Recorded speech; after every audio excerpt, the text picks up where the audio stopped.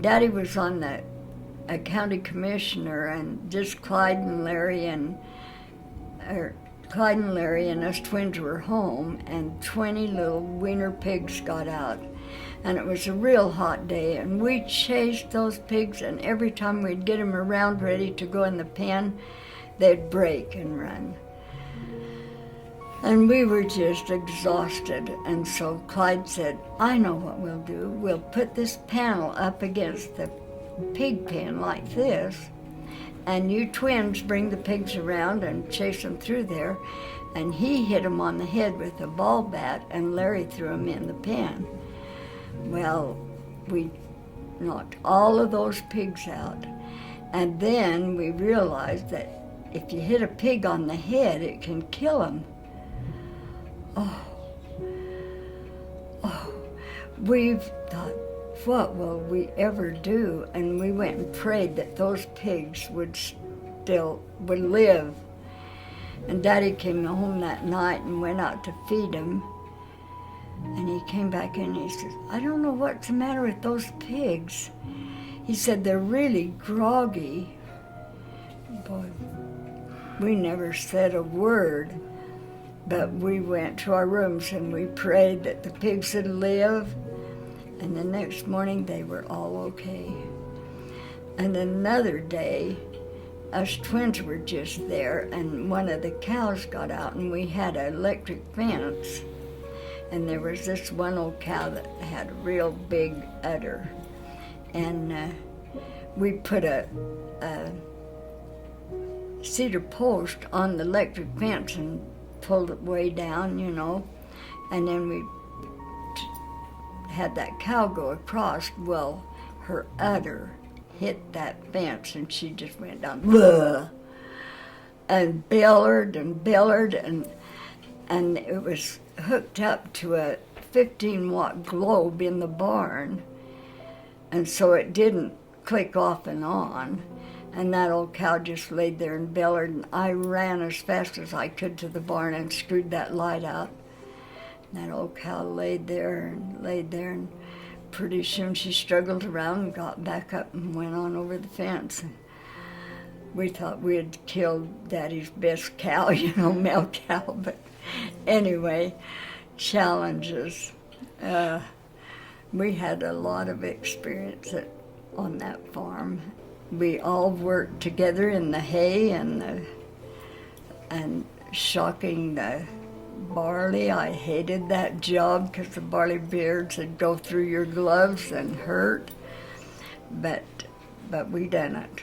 When us twins were 13 and 14, we drove the hay wagons, and we had to go from the haystack down around the garage and then down a hill and then cross a bridge that didn't have sides on it, and then go out into the field, and the boys pitched the shocks of hay up onto the wagon, and we'd tromp them to make the load of hay stick together and tell them where to put the shocks. And sometimes there'd be a snake or a mouse under that shock of hay that'd come up, and we'd throw it back at the boys, But one time when I was bringing my team in, and the one horse would shy against the other, and when he seen the ripples in the drain in the water, and he shied and pushed my other horse off into that drain, and here I was on the top of a load of hay thinking, are we all going? And I screamed at Daddy that was up on the haystack, and he swung down and came down and unhooked the neck yoke and the double tree, and that horse swam out of the river, and he led the other one across the bridge and hooked him back up and said, bring him on up. I was so scared to death, but anyway, all worked together and had fun. But when us twins were in sophomores, the senior girls, there was 3 senior girls that were cheerleaders, and they came to us. We had never even thought of it, but they came and said, well, tryouts for cheerleaders are tomorrow, and we heard that you and Hazel were going to try out. We thought, oh, really? Well, we'll just do it. And we did, and we won. And they were so mad at us that when we went to the ball games, they'd get a group and sit over at the side and cheer just behind us or ahead of us. And then the coach got us together in a pep club rally, and he really scolded those girls, and after that they worked with us. But we only learned 3 cheers and then one, and then we thought, oh my gosh, what have we done? But after cheering for a year, then I had to quit because it broke a lot of veins in my legs, and I had a lot of spider leg veins, and Daddy said, I don't think you better do it anymore. But Lois went ahead, and they got another one to cheer with them, and then they voted me in as vice president of the pep club, so it kind of eased the pain. And then the next year I was president of the pep club, and so it was all okay. It was beer for good old Pahai, shake up the cocktail, bring on the rye, send somebody out for gin, and don't let a sober teacher in, rah, rah, rah. And Ken, my son, said, Mom, we'd get kicked out of school if we'd done that. Anyway, and then another one was rickety, rackety, Russ, there's nothing the matter with us. We would go to the dances at the state dances in Rupert, and we went up there, and of course it was before you couldn't date anybody till you were 16, and so one night we had gone up there with my brother, and this fellow from Burley brought 2 girls over from the dance hall in Burley and brought them over to Rupert, and our brother Clyde wanted to take one of those girls home, so he didn't want us twins along, so he told 2 boys from Paul to take us home. And I had been dancing with this one fellow, and he asked me if I could go home with him, and I said, oh, I've got to go home with Clyde because Daddy said we had to come home with him. And he took me in the cloakroom and helped me get my coat on, and Clyde come in and said, Lila, you'll go home with Billy Hicks. And this other boy was standing right there, and he said, Lois will go home with Robert Clark, and she liked him, and Bob Platts was driving the car, and we went out, and they pulled up a rumble seat. That's where Billy and I rode home. I was so upset. He had carrot red hair, freckles. He was in our class at school, and the kid that was driving the car went down every canal bank he could find to get home, and I was just boiling. And so when we got home, I just hopped up and went in, and I waited for my brother to get home, and I let him have it. And he said, well, if you hadn't have gone home with him, Harold Bowers would have taken you home. And I said, and who is he?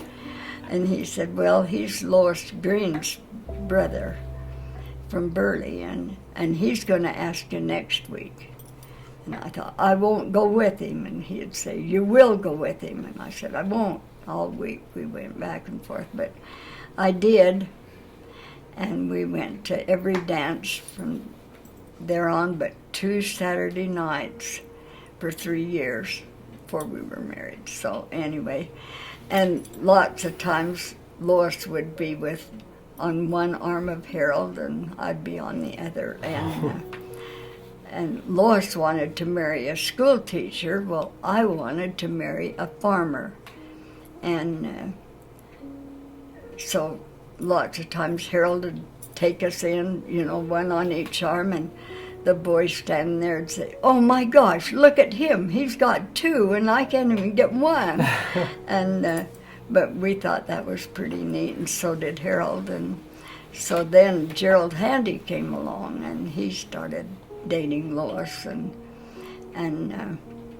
he wanted to be a school teacher, and that's what she wanted. And Gerald and Harold was the closest we could get to twins, so why not?